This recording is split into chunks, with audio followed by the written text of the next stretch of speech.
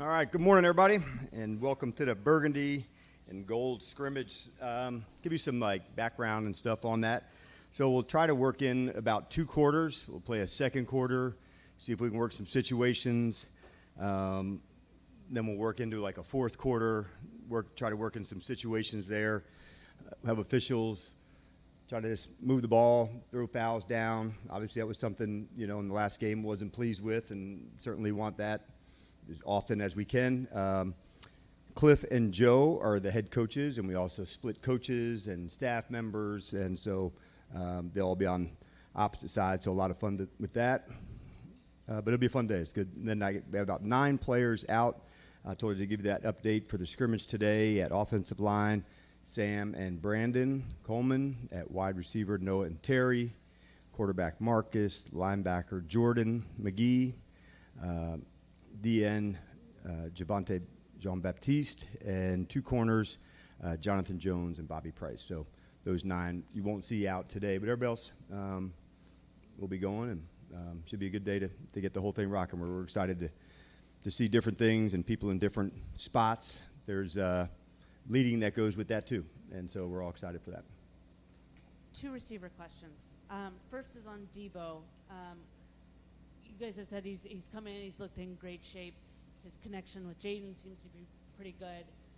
What is the key for him in sustaining this, and what have you seen from him just mentally and that willingness to take on that challenge? Yeah, it's a good question. I think he is in great shape. That was the one I think first that you could tell he really put the work in physically, but also from the neck up, learn a new system, being in different ones. It is different, than the system that he has been a part of. So I thought he really worked hard on that part. Maybe a silver lining is the extra time that he has now with Jaden. And so sometimes when, Noah and Terry aren't there and he gets more, sometimes there's unintended consequences that can take place that you see that's good. And I think that would maybe one of those that you're probably seeing now, Nikki. The other one is just an update on Terry. He's been on PUP with the ankle injury.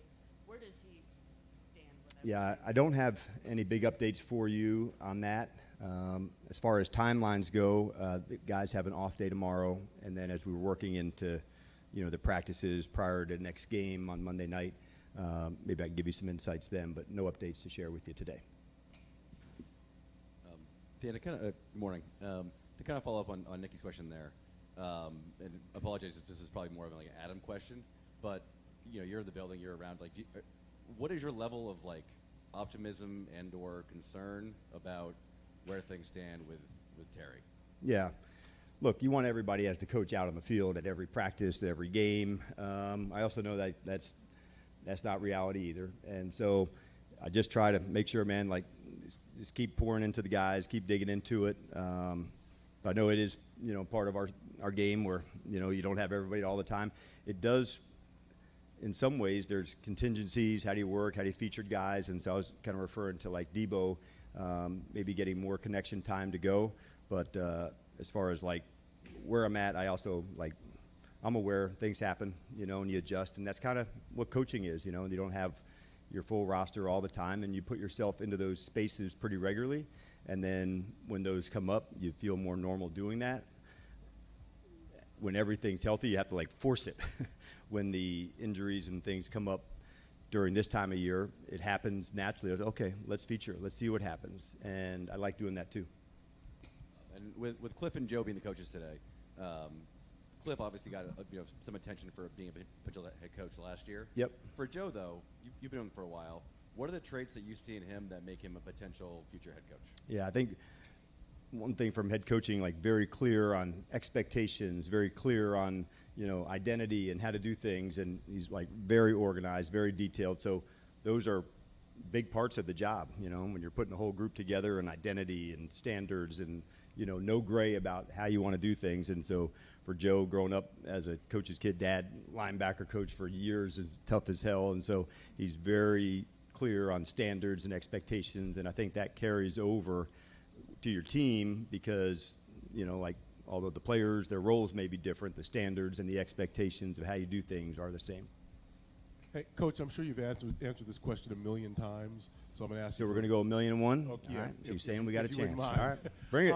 What are the main areas of growth where you're really looking at Jaden this second year, as opposed to things that he might have done well last year, but just being better at this year? Yeah, I've noticed a lot of things. He's really on it. I mean, we know this. We've talked about work ethic. We've talked about those. Now you see other levels of making others better. This is what I saw. This is the correct spot, a change of a protection. So now he's able to, like help develop others and help them fulfill what they can be. And so that's a big deal. And that comes with like communication, experience, feedback. You're not quite able to do that, your first, day on the job, but you gain street cred by your performance, by the things that you do, and then like people trust him.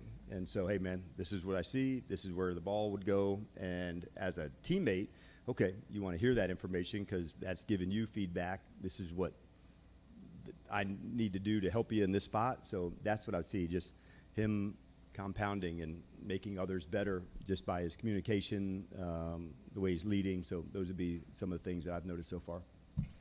How intentional were you with kind of splitting up the Burgundy and Gold teams today? And how much input did Cliff and Joe have in the guys that they were working with? We did a lot to split them to, find some balance back and forth. And Adam and his staff also were a big part of this last 2 days as well of are there any late trades and going through processes. So we've really dug in to find ways to level people up, from the coaching and support and personnel for all of our jobs. Like none of us were ready for that one. And you just go and you figure it out and you get there. And this is a byproduct of that. And it's a lot of fun to go through that. But as far as the personnel-wise, we kind of did that for them, and then they did the staff and how they would split up people. So it's been a lot of fun. Morning, Dan. Good morning. Obviously, for rookies, it's never an easy transition going from college to pro ball. And for these first 3 weeks, sometimes your head could be spinning, and there's a lot of stuff going on for a rookie to kind of take in. Sure. Collectively, as a group, this rookie class, what's impressed you, and how do you think they've done so far, kind of 3 weeks into this thing? I thought they put a lot of work in them and the assistants during the off season, leading up to camp, knowing that, man, we have to get this knowledge down. So when you do get to camp, there's not the thinking, and you can just rely on the system and get better at your skills. So it's a very mature group, guys that really put it in. We've been encouraged by that. It's a smaller group, so they've probably got more individualized attention and customized for them with 15 rookies. Usually it's, anywhere probably between that number and 25 or so. So with a smaller group, I think they've had good mentors, they've had, good coaching, and now they're gaining confidence. There's definitely days that go good and others that don't, but that's also part of it. And I want to see, the resilience to come back from the days that aren't. But what I've seen so far is guys that know what they're doing, they're prepared, they're ready to go put their best foot forward. And that's why these practices where coaches are off to the side, man, like they have to demonstrate what they know, how they can communicate, and knowing that, like, when it's your turn to lead, like, do it. That's your communication, that's your call. So don't wait. You got to go take it. Talk about the silver lining with Debo and the receivers. How much have you learned about the other receivers too, good and bad, because Terry and Noah haven't been out there? Yeah, that is it. And there's these opportunities that come up, and we were just kind of talking about, some of the rookies. And the 2 rookie receivers have done a nice job of knowing what to do, how to do it. They've played outside, a little bit inside, but mostly on the outside. And so I've been encouraged by what I've seen. I mean, let's face it, getting trained by Bobby and Andre, that's a pretty good setup, for guys coming in to show what they can do. So I'm encouraged. I want to see more. How we would feature people in different ways, like that's part of coaching. I think the best can figure out ways to do that, but I'm excited. I want to see more. Last year, talked a lot. We're asking a lot about the number 2 receiver. Who would it be and all that. How do you feel about this group overall at this point and going into the season? Yeah, Jalen's been one that I've been impressed with in the slot. He's been somebody that I've seen in that role, and I've seen Debo in that side. You've seen Debo move outside some, so I like what I'm seeing from those 2. Obviously, like Noah and Terry, like they're making progress to come back, but having those guys get more John, there is a good unintended consequence of that. So I'm excited to see more of that, quite honestly. As far as a 2 in that way, how we feature Debo inside, Terry and Noah more outside. Do we move guys around? Yeah. But I'm excited to see, Debo some outside, Jalen some outside. I've seen them more in the slot, and they're doing a nice job. But, that it's a fun part to go through to say, and what else, and so you don't want to overload somebody, but you do want to find out. Zach Ertz said yesterday to me that you were a rare breed in that you're giving your assistant coaches this opportunity to do this. He thought a lot of coaches have a lot of ego and don't want to go down that road. Where does that come from for you? I think at the core, if you're a developmental coach, then you also want to develop the staff and give them chances to level up and to do things. I'd asked one of the coaches yesterday, who was into the coordinator role. I said, what was different? I had to make the cards right. I had to make this right, and had to organize the walkthrough. So maybe also, Chick, it gives some regard and appreciation for the next role, to what that could look like. But I think if we're going to say we're going to develop players, like it starts with coaches first, and that starts with me. And I think if we rise the tide of the coaches and get them better, then of course that's going to filter down to the players. So I think of us as a developmental team, not just with players, but with coaches too. The fun part of coaching, one of the fun parts, there's a lot of them, is the game changes, and you keep adjusting, and you keep growing, and you keep learning and finding out new ways to do it.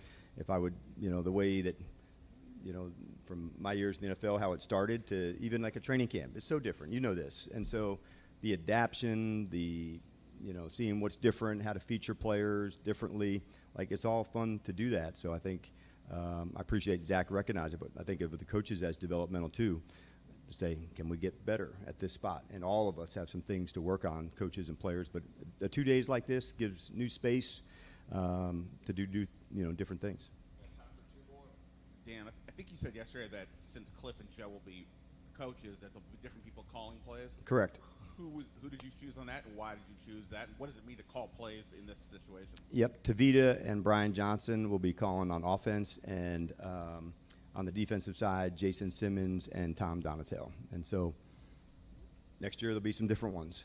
Next year, different ones after that. And so I like just different roles, different spots, just to give new perspective, Ben, onto things, and maybe a different seat, a different view, a different lens of the position. But those 4 will be the play callers today, and then Joe and Cliff will, okay, it's 4th down, are we going? Which Cliff is probably going to go. And then it's, are we going to punt or kick the field goal? And Joe will probably punt or, due to that. So let's put them into those spaces, man, and feel those, call timeouts, do the normal stuff. Obviously, Cliff's got plenty of experience doing that. But the exercise of going through it all, it's important. Just to go back to Terry for a quick sec, we haven't seen him for a couple of days. Has he still been with you guys? Yes. Every day, and is he still meeting with the training staff every day? And Correct. Yep, all of it. All right, we'll allow one more because Ben took 2. Going once. What are you looking forward to most today? I am looking forward to seeing the energy. I felt this energy from the coaches. They were in these new spots and leaving last night. I really all summer was thinking about, all right, how am I going to do this block that was longer? And I was just thinking the players.